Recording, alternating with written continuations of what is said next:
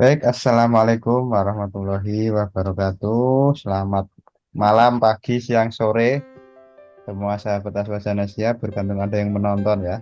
Kalau pagi ya pagi, kalau siang ya siang, yang jelas. Semoga kita semua dalam kondisi sehat selalu. Saya ingatkan, jangan lupa subscribe, like, dan komen. Pada kesempatan kali ini, kita akan mendemokan ya, mendemonstrasikan untuk pembelajaran Al-Quran, atau nanti bisa kita urai dulu bahwa ini juga bisa bermanfaat dalam pembelajaran, meskipun kemarin kita sudah melakukan kajian podcast bahwa selamanya tidak bisa menggantikan Al-Quran dan As-Sunnah.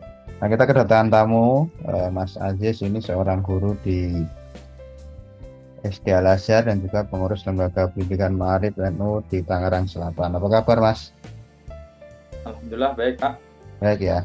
Oke, perlu kita sampaikan bahwa artificial intelligence atau kecerdasan buatan ini macamnya banyak ya, Mas. Nah, tadi saya sudah diinformasikan ada beberapa platform atau tool ya, atau jenis-jenis, mulai dari yang populer ini ChatGPT. Ini bisa untuk menjawab berbagai masalah ya.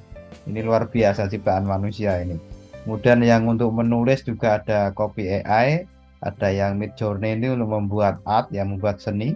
Kemudian yang membuat PPT, Tom Up, ada yang membuat musik ya, Sounddraw AI, atau membuat video Kyber, membuat GIF 3D, ada yang membuat reel ya, Flickr ya, mencatat, Fireflash, dan edit video atau runway. Nah, tentu ini akan mempermudah, membantu guru di dalam proses pembelajaran. Nah, gimana Mas kalau menurut jenengan dalam pembelajaran Al-Quran ataupun mata pelajaran yang itu notabene adalah pendidikan agama Islam, itu bagaimana? Apakah ini memang hanya sebagai alat atau wasilah ya, bukan goyah, atau dia memang bisa menggantikan guru seutuhnya seperti itu? Terima kasih atas kesempatannya. Untuk IE sendiri ini sejauh ini pengaplikasiannya dia masih sebagai alat, Alat ya, alat ya. media ya, dia hanya media penyampai saja ya. Dia penyampai. Dalam artian ya dia tidak bisa berjalan tanpa arahan dari Manusia guru yang kan, dan usernya kan. atau ya, itunya. Makanya sejauh yang sepengetahuan saya itu bahwa IE itu tidak bisa menggantikan peran-peran tersebut karena Hmm. ada hal-hal yang tidak dimiliki IE dan itu dibutuhkan oleh murid atau penuntut ilmu yang lainnya, misalnya Hmm. kayak ketika dan sebagainya. Namun di sisi lain, sebagai seorang pendidik itu sangat terbantu sekali dengan adanya IE tersebut. Hmm. Sebagai contoh, ketika kita membuat PPT itu di tahun-tahun sebelumnya, 2010 atas, sebelum tahun 2020, itu membutuhkan durasi waktu yang cukup lumayan. Hmm. Tapi dengan kehadiran AI ini Manual ya. manual sekarang sudah bisa berapa hitungan berapa detik lah sudah ada. Begitu juga dengan membuat RPP dan lain sebagainya, kayak penugasan secara audiovisual dan sebagainya itu lebih mudah dan lebih simpel. Dan Hmm. kita tidak membutuhkan waktu lagi dan tenaga lagi dalam membuat produk-produk atau perangkat pembelajaran. Nah, terkait pertanyaan tadi itu, nah guru tersebut tetap mempunyai peran yang sentral dalam proses pembelajaran. Namun peran tersebut akan semakin mudah dengan hadirnya AI tersebut. Kayak gitu, Pak. Nah, mengenai gantian guru mungkin bisa seperti misalnya kita membuat Hmm. video dan kemudian transkrip sebagainya, posisi kita sementara kita digantikan oleh AI tersebut dan kita hanya menjadi player atau subjek dalam pengaplikasian tersebut. Dalam artian kita bisa duduk tenang dan dijelaskan semuanya oleh AI tersebut yang sudah kita atur, kita setting semuanya. Tapi perlu diketahui kembali bahwa IE itu tidak bisa berjalan tanpa arahan, tanpa instruksi dari sang guru atau pak dosen tersebut. Oke, berarti sudah jelas ya bahwa ini tidak bisa berjalan sendiri gitu kan, kira-kira. Harus sesuai dengan instruksi user, pengguna, yaitu kita atau manusia. Dalam hal ini bisa guru, bisa pekerja, bisa dosen, bisa kiai atau siapapun orang tua ya dalam mengajari anak-anaknya dalam belajar. Nah, kalau di dalam pemanfaatannya ini kan tadi macam-macam ya, ada yang teks, ada yang video, ada yang suara, itu kan semuanya produk-produk teknologi digital. Kira-kira kalau di dalam video ini, di dalam pembelajaran ini kan prosesnya itu membutuhkan arahan kita secara rinci atau bisa berjalan sendiri. Misalnya menjelaskan tentang makna dari Bismillahirrahmanirrahim misalnya. Itu apakah bisa menjelaskan sendiri dia?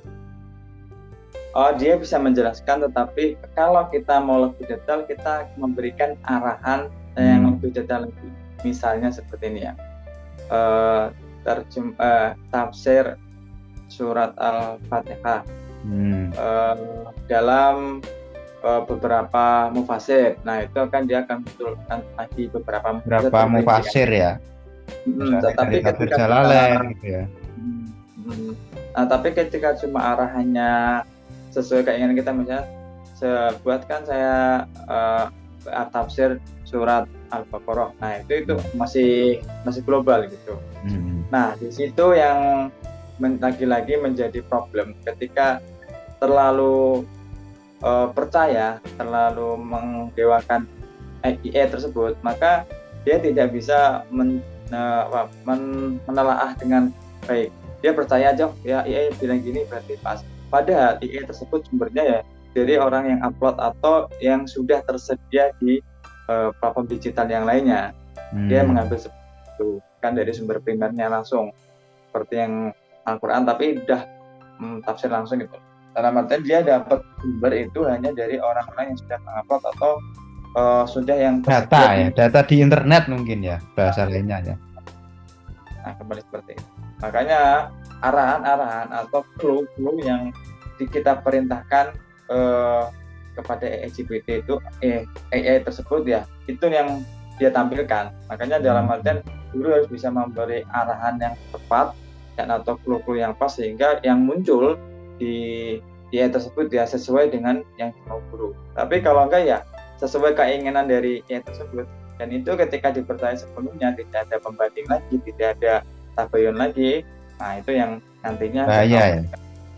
Oke, berarti perlu kita batasi ya. Untuk konten ini harus tetap ditelaah, ditabayun, diklarifikasi, bahkan dikaji mendalam oleh guru, dosen, kiai sebelum menyampaikan kepada siswa, mahasiswa atau santri. Nah, terkait misalnya dalam proses blended learning atau hybrid, mungkin bisa membantu ya, bahwa video kita mungkin bisa dibuat untuk menggantikan kita penugasan agar kelas tidak kosong misalnya.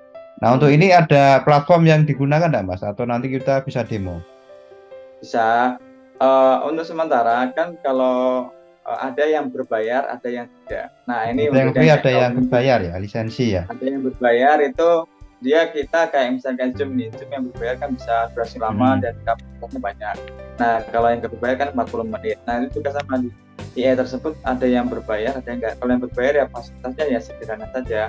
Tapi kalau mau berbayar ya dia akan memberikan fasilitas lain. Misalnya kalau kita buat video itu durasinya bisa lama, atau kita buat ketik tulisan skripnya itu bisa banyak, bisa berapa karakter kata untuk jadi video tersebut. Tapi kalau yang free ya biasa standar paling berapa ratus karakter atau berapa menit durasi kayak gitu.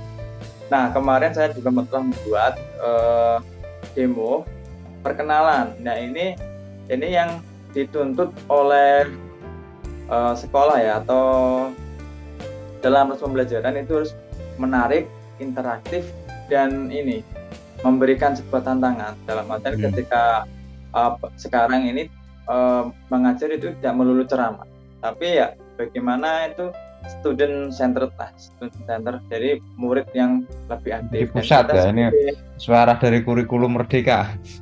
Nah, seperti itu, tuntutannya seperti itu. Dan lagi pula kita juga tidak capek, CP-nya, capaian pembelajaran tercapai, dan kita bisa memaksimalkan. Apalagi kemarin ada anak untuk pembelajaran diferensiasi. Nah, itu kita bisa maksimalkan diferensiasi tersebut mengenai menilai anak. Kalau kita punya waktu luang yang banyak, kita bisa menilai anak dengan tepat, karena pas ketika pembelajaran diferensial itu anak satu dan yang lainnya itu pasti berbeda, dan kita bisa memetakan tersebut untuk mencapai tujuan yang lebih maksimal. Nah, dengan adanya IA ini kita bisa meluangkan waktu, kita bisa lebih banyak mencapai tujuan pembelajaran, sehingga akhirnya capaian pembelajaran tercapai dengan bisa mengamati anak dalam pembelajaran yang menyenangkan, interaktif, dan penuh tantangan. Nah, mungkin bisa ditampilkan untuk demo awal tadi itu, Mas. Bisa. Oke, tadi sudah dikirim ya. Ini contoh dari pemanfaatan EE, mumpung ini musimnya masa pengenalan lingkungan sekolah dan masa ta'aruf siswa ya. Ini bisa dimanfaatkan oleh Bapak Ibu guru atau dosen dalam pembelajaran awal ya. Ini perkenalan ya, kita coba play dulu ya.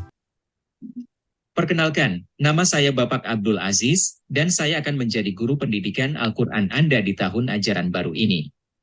Saya sangat antusias dan senang bisa bertemu dengan kalian semua. Saya ingin memperkenalkan diri saya secara singkat, agar kita bisa saling mengenal lebih baik.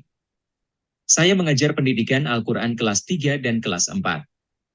Saya sangat menyukai dunia pendidikan dan percaya bahwa setiap anak memiliki potensi yang luar biasa. Selain mengajar, saya juga memiliki minat dalam futsal, badminton, dan menulis. Saya suka membaca buku, bermain musik, dan berjalan-jalan di alam. Saya percaya bahwa pendidikan bukan hanya tentang pelajaran di dalam kelas, tetapi juga tentang mengembangkan minat dan bakat yang unik dalam diri kita. Di tahun ajaran ini, saya berharap kita dapat bekerja sama untuk mencapai tujuan belajar yang lebih tinggi. Saya akan selalu berusaha memberikan pembelajaran yang menarik, interaktif, dan relevan dengan kehidupan sehari-hari. Saya juga sangat terbuka untuk mendengarkan pendapat dan saran dari kalian semua. Saya berharap tahun ajaran baru ini akan menjadi tahun yang penuh keceriaan, pengetahuan, dan prestasi. Jika ada pertanyaan atau kekhawatiran, jangan ragu untuk mengajukan kepada saya. Saya siap membantu kalian dalam perjalanan belajar kita bersama. Mari kita berpetualang dalam lautan ilmu untuk meraih masa depan yang gemilang. Terima kasih, dan saya tidak sabar untuk memulai petualangan belajar yang baru dengan kalian semua. Salam, Abdul Aziz. Oke, jadi ini salah satu yang sudah dibuat ya. Nah, untuk gambar, video, dan suara atau teks itu dari pencipta atau dari AI itu murni, atau kita hanya menginstruksikan itu. Oh, enggak, ya, itu tergantung sih. Kita bisa mix gitu, Mas. Misalnya kita bikin transkrip kan di beberapa platform IA atau tool IA itu ada yang menyediakan hanya gambar saja dan suara saja. Ada template-nya berarti ya? Iya, template-nya bisa dari kita, dan kita bikin transkrip. Biasanya itu dia minta transkrip untuk yang diterjemahkan seperti itu, yang diucapkan. Nah, kita untuk memudah itu, kita bisa meminta bantuan ChatGPT atau Perplexity. Misalnya gini, buatkan saya transkrip perkenalan 500 karakter, 500 kata. Nanti dia akan muncul menampilkan perkenalan diri. Nah, itu kita bisa edit, itu kita tampilkan. Setelah kita edit, kita upload di stripid.com, itu yang bisa mengkonversi teks menjadi suara dan kemudian disesuaikan dengan ucapan atau pergerakan mulut. Nah, itu kita bisa masukkan di situ, dan transkrip tersebut akan di voice-kan oleh AI tersebut, dan kita tinggal menunggu hasilnya seperti itu. Jadi dalam perkenalan kita bisa lebih santai dan hasilnya juga lebih menarik. Karena ketika kita menjelaskan sendiri, mungkin juga sudah biasa. Tapi ketika ini yang masih produk masih baru dan mau buat anak atau murid itu lebih tertarik dengan sebut. Nah, itu kita bisa duduk dengan manis, mengamati, bisa memetakan anak, dan kita juga bisa memaksimalkan hal-hal yang lainnya dengan bantuan.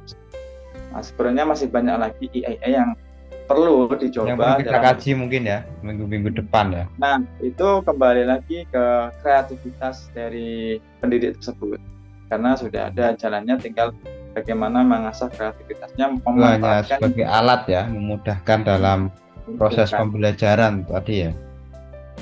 Oke, sebelum kita akhiri mungkin bisa diinformasikan ke sahabat-sahabat semua terkait produk EE tadi namanya apa, dan nanti teknisnya biar teman-teman bisa mencarinya sendiri ya secara mandiri.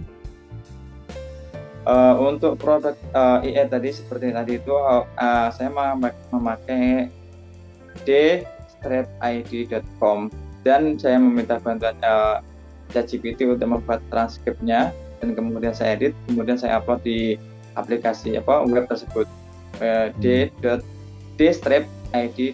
Nah, itu akan langsung terbuat seperti itu. Dalam artian transkrip kita yang sudah kita buatkan tadi, atau kita bisa membuat transkrip sendiri ya, seperti transkrip film itu.